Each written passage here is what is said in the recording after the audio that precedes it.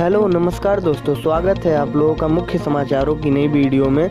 चलिए जानते हैं आज की टॉप 5 खबरें फटाफट। चलिए जानते हैं आज की पहली बड़ी खबर के बारे में। राम मंदिर पर सपा सांसद शफीकुर रहमान बकर बोले, ताकत के बल पर कराया फैसला, मस्जिद है, थी और रहेगी।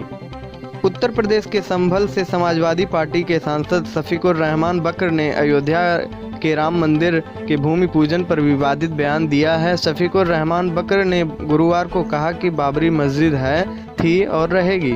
सपा सांसद ने आरोप लगाया कि बीजेपी सरकार ने ताकत के बल पर कोर्ट से फैसला कराया और संगे बुनियाद रख दी।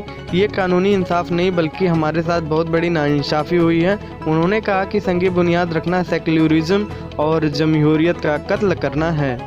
सांसद ने कहा कि हमने सब्र से काम लिया है, आज भी अल्लाह के भरोसे पर ये उम्मीद करते हैं कि इंशाअल्लाह ये जगह हमेशा से मस्जिद थी, मस्जिद है और मस्जिद रहेगी, इसको कोई मिटा नहीं सकता। जी हाँ दोस्तों, इनके इस बेतुका बयान पे आप लोगों का क्या कहना है कमेंट। चलिए जानते हैं अगली बड़ी खबर के बारे में। पीएम मोदी आज बताएंगे नई शिक्षा नीति से कैसे मिलेगा बच्चों को फ़ायदा। देश में नई शिक्षा नीति की घोषणा की जा चुकी है। मानव संसाधन विकास मंत्रालय और विश्वविद्यालय अनुदान आयोग की ओर से आयोजित कॉन्क्लेव में आज प्रधानमंत्री नरेंद्र मोदी नई शिक्षा नीति पर अपनी बात रखेंगे। 34 साल बाद बदलाव में लाई गई शिक्षा नीति को लेकर प्रधानमंत्री मोदी भविष्य की शिक्षा, रिसर्च जैसे मामलों पर चर्चा करेंगे।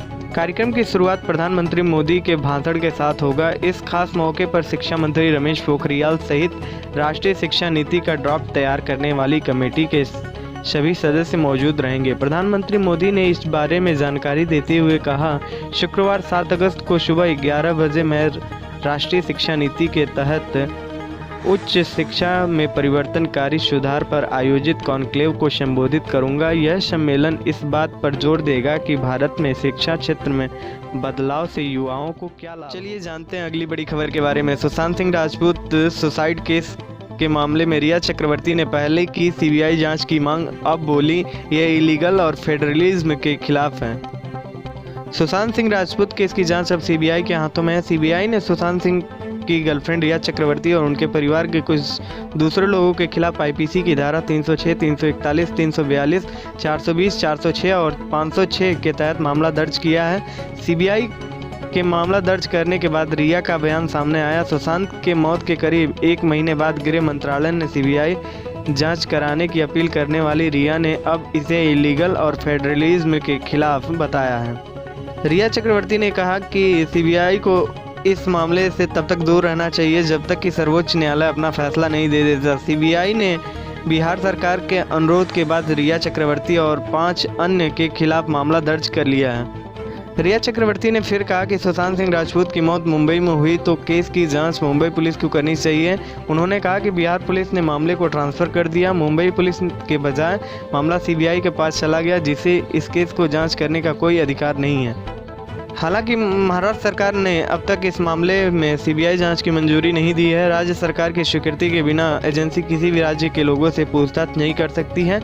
इस मामले में आप लोग का क्या कहना है कमेंट। आगे पढ़ने से पहले इस चैनल को सब्सक्राइब कर लीजिए और लाइक कमेंट करना। चलिए जानते हैं अगली बड़ी खबर के बारे में। आरबीआई ने बैंकों को दी लोन रिस्ट्रक्चरिंग की मंजूरी, जाने ग्राहकों पर क्या होगा असर।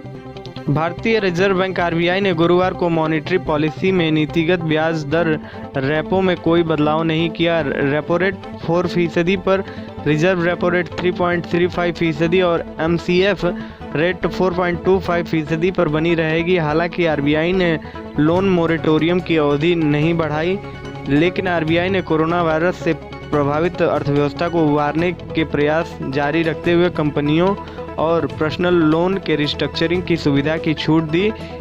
एक बार रिस्ट्रक्चर करने के बाद ऐसे लोन को स्टैंडर्ड माना जाएगा। इसका मतलब यह है कि अगर उधारकर्ता नए पेमेंट स्ट्रक्चर का पालन करता है तो डिफॉल्टर के रूप में उधारकर्ता को क्रेडिट ब्यूरो को रिपोर्ट नहीं किया जाएगा। आरबीआई के अनुसार पर्सनल लोन में व्यक्तियों को दिए गए कंज्यूमर क्रेडिट, एजुकेशन लोन, अचल संपत्तियों के निर्माण या इन्वेस्टमेंट के लिए दिए गए लोन और फाइनेंशियल एसेट्स में निवेश के लिए दिए गए लोन। चलिए जानते हैं अगली बड़ी खबर के बारे में। अब गूगल ने की चीन पर सख्त कार्रवाई, डिलीट किए 2500 से ज़्यादा चीनी यूट्यूब चैनल। कोरोना महामारी के कारण पूरी दुनिया चीन के खिलाफ माहौल बना हुआ है। वही लद्दाख में हिंसक झड़प के बाद भारत ने चीन के खिलाफ एक के बाद एक सख्त कदम उठाने शुरू कर दिए। पहले भारत ने चीन के 59 ऐप पर प्रतिबंध लगाया, इसके बाद 47 ऐप पर रोक लगा दी। अब गूगल ने भी चीन के खिलाफ बड़ा कदम उठाते हुए तगड़ा झटका दिया है। गूगल ने चीन के 2500 से ज़्यादा यूट्यूब चैनल्स को डिलीट कर दिया है। बताया जा रहा है कि इन चीनी यूट्यूब चैनल्स के जरिए भ्रामक जानकारियां फैलाई जा रही थी। इसकी जानकारी मिलने पर वीडियो शेयरिंग प्लेटफॉर्म ने इन चीनी यूट्यूब चैनल को डिलीट कर दिया है। गूगल ने बताया कि इन यूट्यूब चैनल्स को अप्रैल और जून के बीच यूट्यूब से हटाया गया है। गूगल का कहना है कि चीन से जुड़े इन्फ्लुएंस ऑपरेशन के लिए चल रही जांच के तहत ऐसा कदम उठाया गया।